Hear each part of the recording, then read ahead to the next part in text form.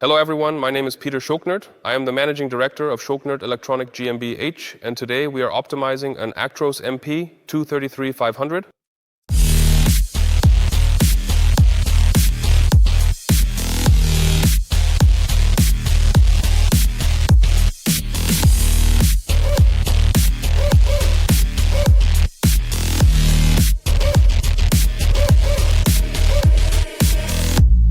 Today we have a beautiful MP2 Actros here. As you can see, it's a 6x6 chassis. For me, this is a bit nostalgic, I have to say, because these are the vehicles I started optimizing back in the day. You could say with the MP1 and MP2. We have a 502 engine here, that is the OM502, with a 15.9 liter displacement. With a 33-ton chassis, 500 horsepower is standard, and 2,400 Newton meters of torque. You can see the customer has a crane operation on it, so a very expensive and heavy superstructure. That's why it's a 6x6. You can also see it with the heavy axles with the outboard planetary gears. The vehicle almost looks like it just came out of the factory. It's really in top condition. So I'm personally happy that we have this truck here. Just a quick overview of today's procedure. We will be optimizing the vehicle's engine and transmission. The customer said he doesn't want to sell the truck. He definitely wants to keep driving it for a long time. He wanted to do something good for the vehicle again, and especially with this heavy chassis, it's mainly about fuel consumption. Back then, the 502 engines had a reputation for not being perfectly tuned right from the factory. We will now do the initial baseline measurement, optimize it, and then together we will take a look at the final resulting measurement. The engine is also available in its most powerful version, rated at 660 horsepower for use as an industrial power unit. Equipment like large wood chippers or industrial crushers also frequently had these V8 engines installed.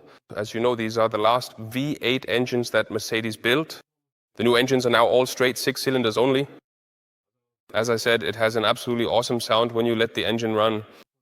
So, really a beautiful vehicle. Just briefly, for the customers who still have these vehicles, the engines are basically indestructible. The only problem they have is with the end injectors because it's a PLD engine, meaning pump line nozzle. And over time, the PLD simply wears out. Then the spray pattern is no longer 100% correct. Then the nozzle starts spraying in spots and always burns a hole in the piston. So it's always important for customers, especially those who drive their vehicles for a long time. It's also sufficient to install refurbished injectors. They don't always have to be brand new. But it's important that the spray patterns are correct because you can notice it in how smoothly the engine runs and in reduced fuel consumption. That's why these are among my favorite engines. I want to get one of these trucks if I find a nice one, an MP2 or an MP3. But the very first thing I would do is replace the injectors, because it's absolutely essential that the spray patterns are correct. All right, as you can see here, we've already secured it. 6x6, just to explain again, we lock the differential completely. So as I said, it's all-wheel drive, which means all 6 of the wheels turn at the same time and at the same speed. We also have the longitudinal lock engaged. Of course, you have to be careful not to go at too high speeds, so we'll be measuring somewhere around 100, 110 kilometers per hour, but we'll be measuring with the longitudinal lock engaged. So as long as you do not make any steering movements, which we actually do not do on the test bench anyway, it really does not matter. You can clearly see, as I always say, for the heavy-duty drive, all of these outer planetaries, the axle. You can also see the axle housings right over here. That really eats up a lot of power. So I'm really curious now to see what the actual input power is. You know, with Scania or Mercedes, where we build them, on average, they say from the engine to the driven axle, they lose between 190 and 220 horsepower. People always ask, how is it possible that it loses so much power? I always want you to picture it, the drive shaft at the front, running all the way to the back with the heavy-duty drive. So I always tell customers, you have to listen when you turn the drive shaft underneath from left to right until you hear it click, just to see how much play there is. And the engine has to drive all of that too. But of course, with a chassis like this, we have many customers, for example, in winter service. Sometimes you really need traction, especially when going up hills. You need those drives, otherwise the vehicles just get stuck. All right, we've secured it, so now I'd say let's do the initial measurement. We've still got the exhaust extraction attached here, and underneath we've strapped it down in the pit. Then we'll do the initial measurement and see each other at the monitor.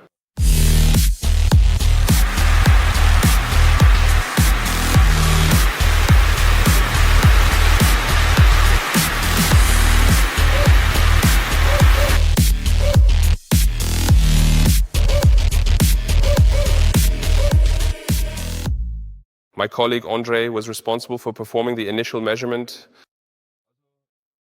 With the rolling noise from the tires, it's incredibly loud in here, of course.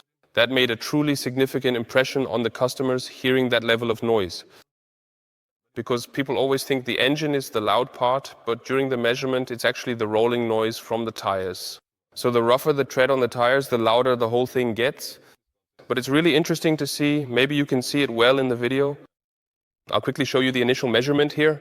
You can see it here now.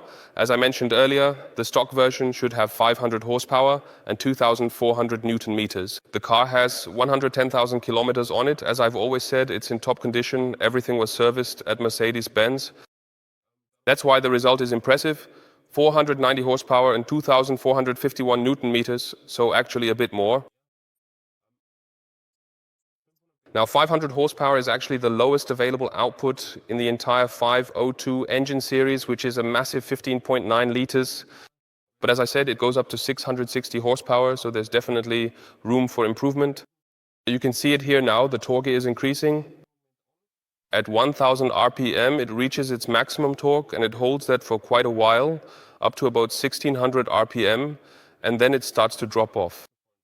We didn't rev it out all the way at the top speed. That's why it dips slightly here, but you can see what the curve would have looked like if we had kept going down. And you really have to say, that's where you notice the differences between the Euro standards. The new engines start to drop off at 1,300 RPM. The old ones sometimes go up to 1,500 RPM and maintain their maximum torque. The only manufacturer who still does it this way, even with the newer generation of engines, is Volvo. With all the others, they start to drop off at 1,300 or 1,350 RPM. Of course, which Euro standard? Particulate matter, nitrogen oxides, we don't want those. So that's why you can see this is just old exhaust technology, and you really notice it in the mountains that it's a completely different base performance. For us, of course, that's the optimal condition for optimizing the vehicle. We're now going to read out the vehicle via OBD. Then I'll take a look at the data right away and reprogram it as well. We've shown this plenty of times in other videos. We even considered it. The old models still don't work with our Schaknat app, but we still get a lot of inquiries about it. Feel free to write in the comments if that would be interesting for you. Then we might look into adding that to our app because, as I said, when I'm driving vehicles from abroad, I still use them for longer periods. The only problem is that the old systems communicate only via CarLine, while the new ones use CAN bus for pure write operations. And now we've developed a new adapter for the app that also supports CarLine. So as I said, if there's interest from customers, feel free to leave a comment below and we'll take a look at it. We'll try to include that in development, and then we could also flash them using our new app. All right, then I'll go ahead and finish everything up now. In a moment, you'll see the baseline measurement in the video, and then I'd say we'll meet again at the monitor.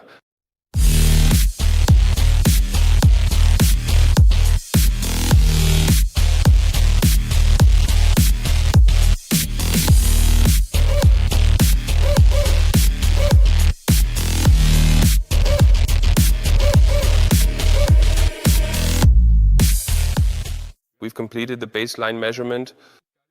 Really awesome result. As I mentioned, the customer had already replaced the end injectors because I had told him beforehand that we wanted to start with optimal conditions. Let's take a look at the result together now.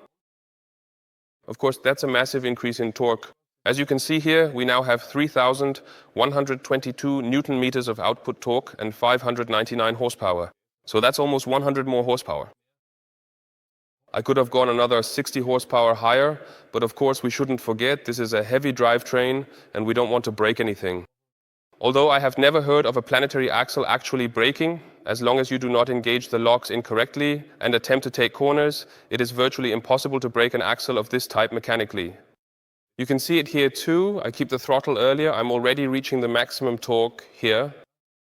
Now, where I previously had the maximum at 1,000, the car now already has it at just about 900 revolutions. I think with things like this, it's always important, and I tell every driver or customer this, warm up the cars, cool down the cars, and never go full throttle with cold oil.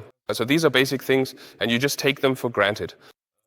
That way the cars last forever. But as you can see here, all the way to the top. Here we let it run a bit easier so that we don't get the exhaust temperature too high at the top end. Of course, that's an impressive result with an increase in torque of almost 650 Newton meters. So you can really feel that, of course. If a customer uses the car accordingly, meaning they shift up early and use the torque at low revs, such a car can save 5 to 6 liters of fuel, maybe even more. Because every revolution needs a fill-up, especially with older models. It really was the case back then that if the torque was perfectly set in the lower rev range, they always saved a lot of fuel. And with that heavy drivetrain, when such a vehicle is used for winter service, you know yourselves, such a vehicle usually consumes 50 to 60 liters of fuel. It really does save 5 to 6 liters just like that. So I'm absolutely satisfied with the result. I honestly didn't expect it to have such great initial performance, even according to the measurements. Of course, the car only has 110,000 kilometers on it, but it was really well maintained. You can tell the car is just in great shape. The customer is definitely going to enjoy this car for a long time. We've reached the end of our video again about the engine and transmission optimization of the Actros MP2, the 500 series engine, 502 today. I really enjoyed it. Just an absolutely awesome vehicle. I actually know these vehicles inside and out in general. So like I said, today was really awesome. I hope you enjoyed the video as well.